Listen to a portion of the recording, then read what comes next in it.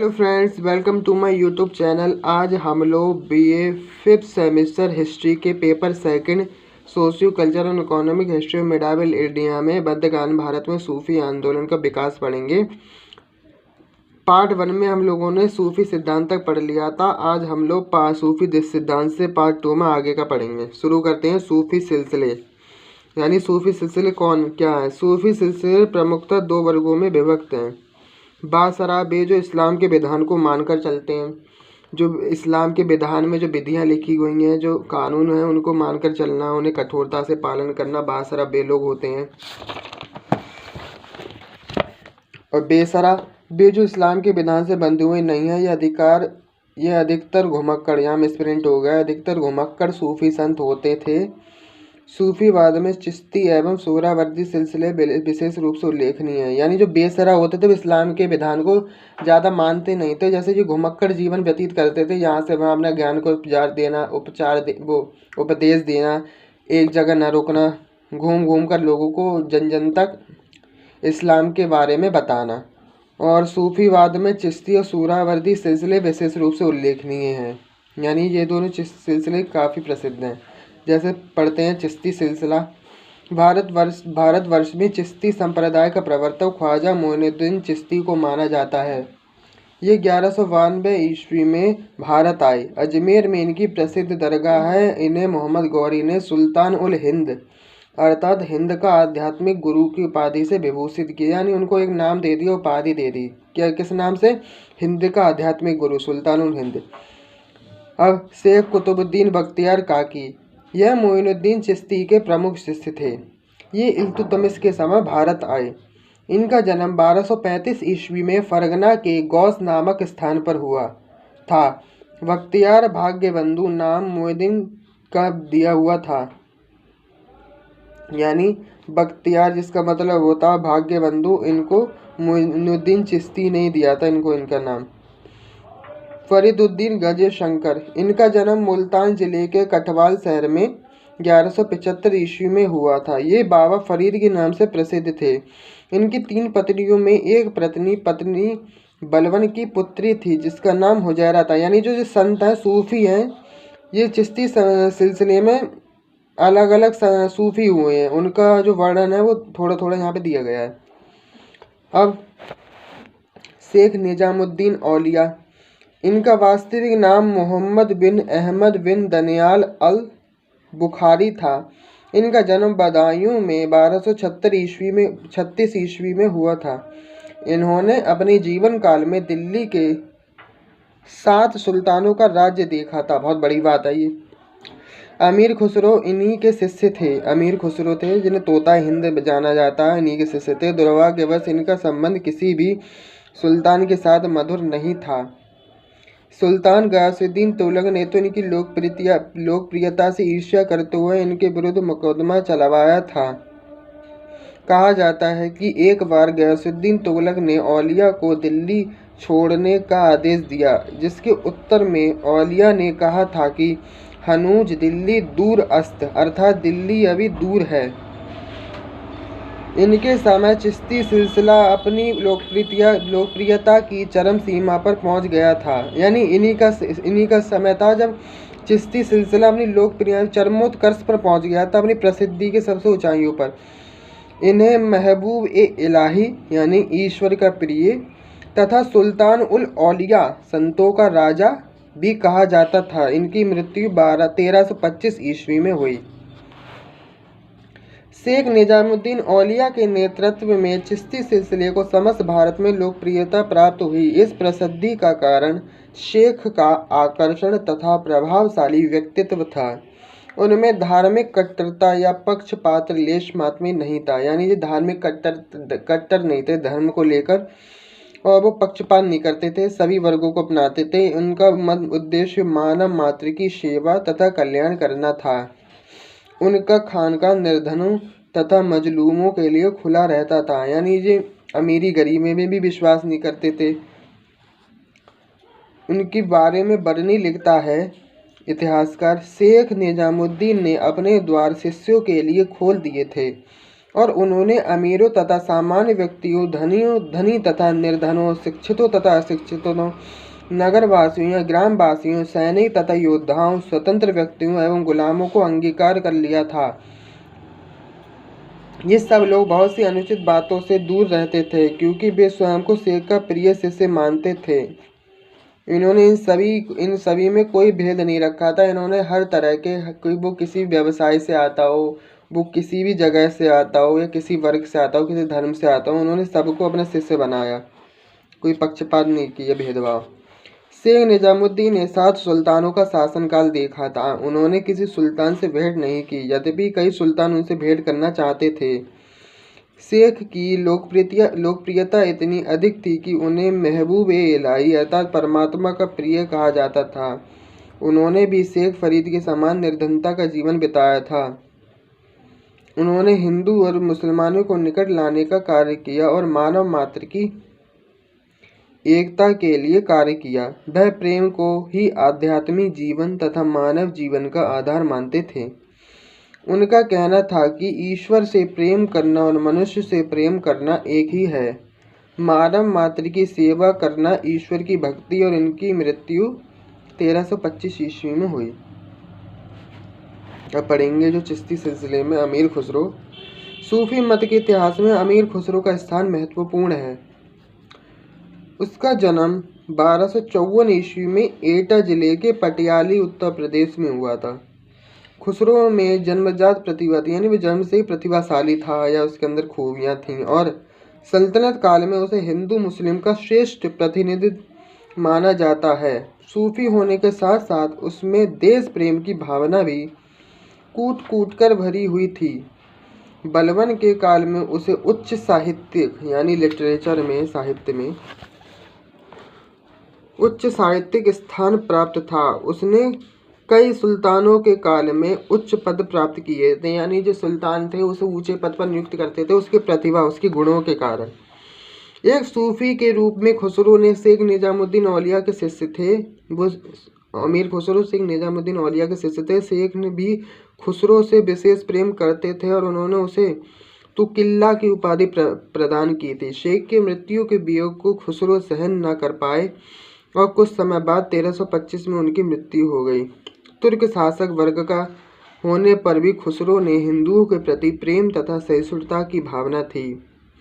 उन्होंने खड़ी बोली में सबसे पहले काव्य रचना की थी, यानी खड़ी बोली का सबसे पहले काव्य किसने रचा था? अमीर खुसरो ने। वह हिंदुओं की भक्ति और त्याग की भावना से बहुत प्रभावित थे और उन्होंने मुसलमानों से आग्रह किया कि वे भी इस प्रकार की भक्ति तथा त्याग का विकास करें। यूसुफ हुसैन लिखते हैं, खुसरो अपने समय की हिंदू मुस्लिम संस्कृति का महान प्रतिनिधि था। मध्यकालीन इतिहास में उसका चतुर्मुखी व्यक्तित्व उसकी किसी भी समकालीन से श्रेष्ठ, अतुलनीय और अद्वितीय है। वह इस काल के साहित्य, समाज, संस्कृति और धर्म का प्रतिनिधि था, या अग्रज था, या अगुआ था, प्रतिनिधि माने। अब अन्य सूफी संत जैसे शेख निजामुद्दीन औलिया के पश्चात चिश्ती सिलसिले का प्रचार समस्त भारत में हुआ। यह कार्य उनके शिष्यों ने किया। शेख सिराजुद्दीन उस्मानी ने बंगाल में, शेख बुरहानुद्दीन गरीब ने दौलताबाद क्षेत्र में, शेख हिसामुद्दीन, सैयद हुसैन और शाह बरकत उल्लाह ने गुजरात में धर्म का प्रचार किया। दिल्ली में शेख निजामुद्दीन औलिया के उत्तराधिकारी उनके शिष्य शेख नसीरुद्दीन चिरागे दिल्ली थे। उन्होंने अपने गुरु की परंपराओं का पालन किया और शासक वर्ग से स्वयं को दूर रखा। मुबारक शाह खिलजी तथा मोहम्मद तुगलक ने उनसे संपर्क करना चाहा, लेकिन शेख ने उनकी अवहेलना की। 1336 ईस्वी में उनकी मृत्यु हुई। 16वीं सदी में चिश्ती सिलसिले के प्रमुख संत शेख सलीम चिश्ती थे, जो सम्राट अकबर के समकालीन थे। कहा जाता है कि उनके आशीर्वाद से सलीम का जन्म हुआ था।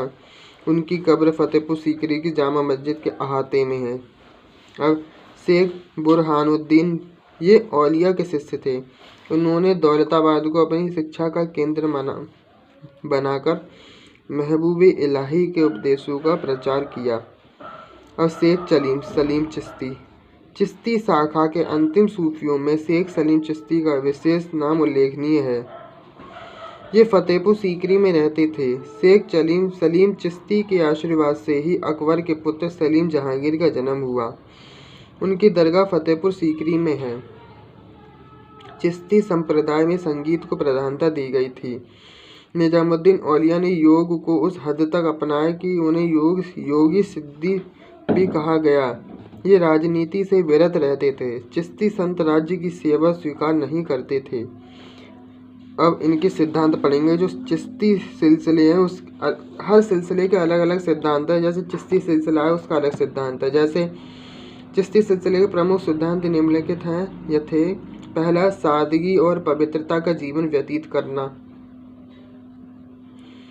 स्वेच्छा से निर्धनता तथा अभाव का जीवन अपनाना, क्योंकि धन आत्मीय विकास में बाधक था। ये यानी धन में विश्वास नहीं करते थे। कहते थे धन से जितना दूर रहेंगे हम उतना जल्दी आत्मीय विकास कर पाएंगे।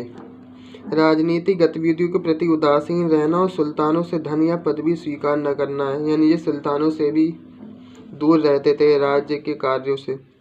भूख तथा दरिद्रता को ईश्वरीय वरदान मानना। मानव सेवा को ही परमात्मा की सेवा तथा भक्ति मानना। भावनाओं पर नियंत्रण रखना तथा आचार विचार शुद्ध रखना। ईश्वर प्राप्ति के लिए अहम को नष्ट करना। हिंदू मुसलमानों में समन्वय स्थापित करना। अद्वैतवाद में विश्वास रखना। चिश्ती सिलसिले के सूफी संगीत को विशेष महत्व देते हैं। संगीत के द्वारा साधक प्रेम का भावावेश प्राप्त करता है। उनका विश्वास है कि संगीत समा के द्वारा प्रेम भावना उत्पन्न होती है।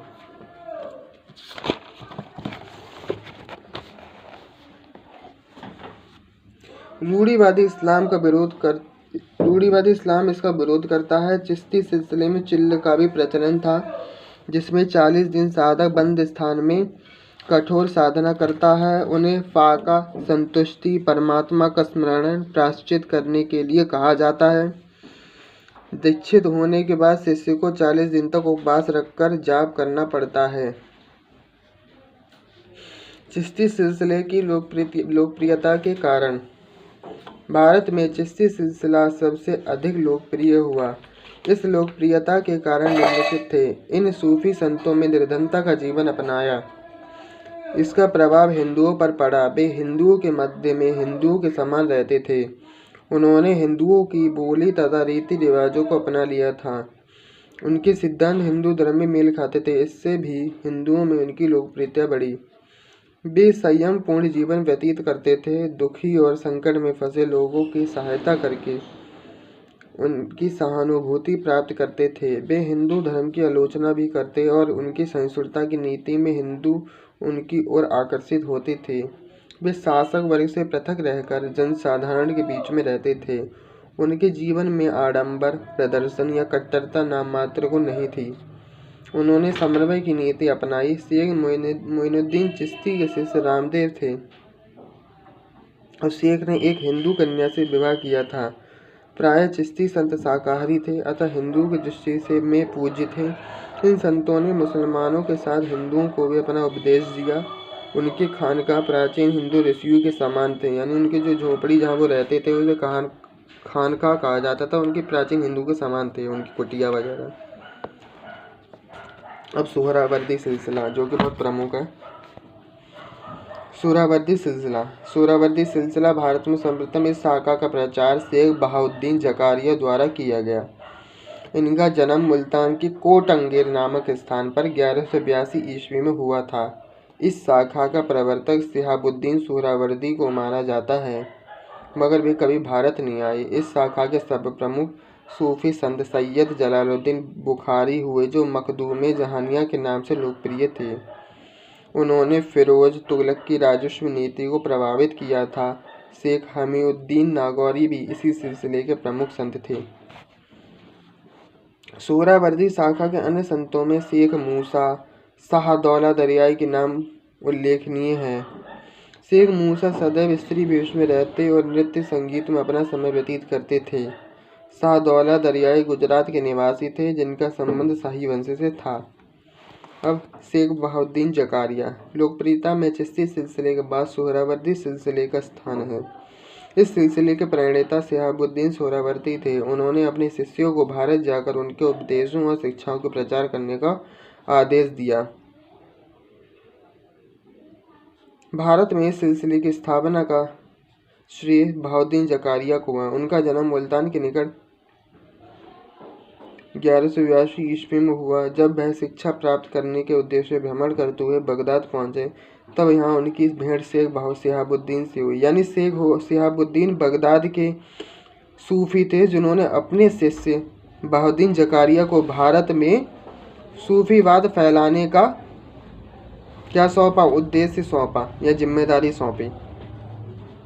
जहाँ उनकी भेंट शेख शिहाबुद्दीन से हुई, उन्होंने शेख का शिष्यत्व ग्रहण किया, यानी उनके शिष्य बन गए शिहाबुद्दीन सोहरावर्दी के जकारिया। भारत लौटने पर उन्होंने अपना खानका मुल्तान में स्थापित किया। इस समय मुल्तान में कुवैचा का शासन था। शेख ने कुवैचा के अत्याचारों की निर्भीकता से आलोचना की। अगर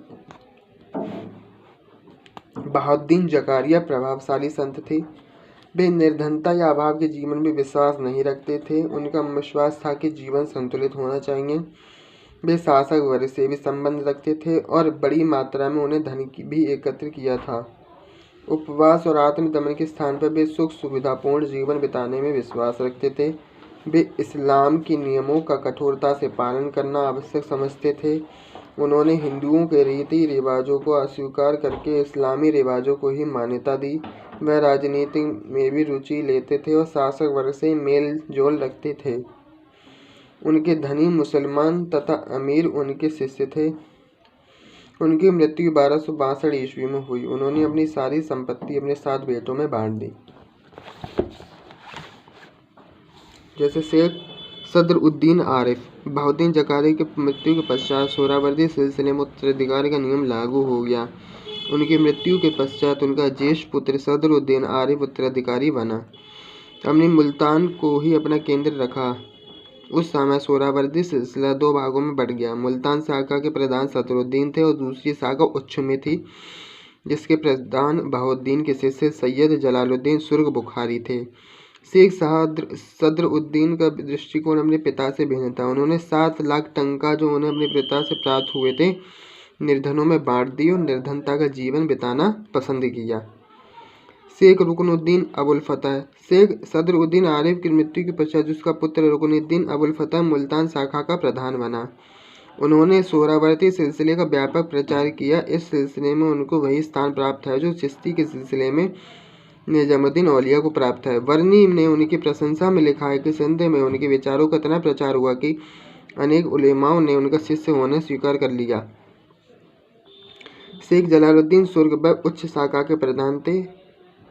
उन्होंने इस सिलसिले के सिद्धांतों का प्रचार कबायली में क्षेत्र में किया और उनके कबीलों को इस्लाम स्वीकार कराया। बिहार में सूफी मत का प्रचार किया। बिहार की यह शाखा सोहरावर्दी सिलसिले की थी और इसे फिरदौसिया सिलसिला कहा जाता था। सिद्धांत। सोहरावर्दी सिलसिले में दीक्षित होने वाले मुरीद को सबसे पहले प्रायश्चित करना पड़ता था। इसके बाद नियमित रूप से तथा कठोरता से उन्हें नमाज, रोज़ा आदि इस्लामी नियमों का पालन करना पड़ता था। यह सिलसिला धनी वर्ग तथा शासक वर्ग से संपर्क रखता था। उनके खानका में धनी लोगों के लिए सुसज्जित स्थान रखा जाता था। उनके खानका में साधारण लोगों का प्रवेश नहीं होता था। शेख जकारिया धन को आध्यात्मिक विकास में बाधा नहीं मानते थे। सोहरावर्दी सूफी साधक सुखमय जीवन पर जोर देते थे।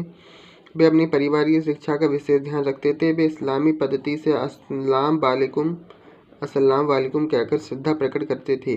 इस सिलसिले की उपशाखा फिरदौसिया ने मानव सेवा पर जोर दिया।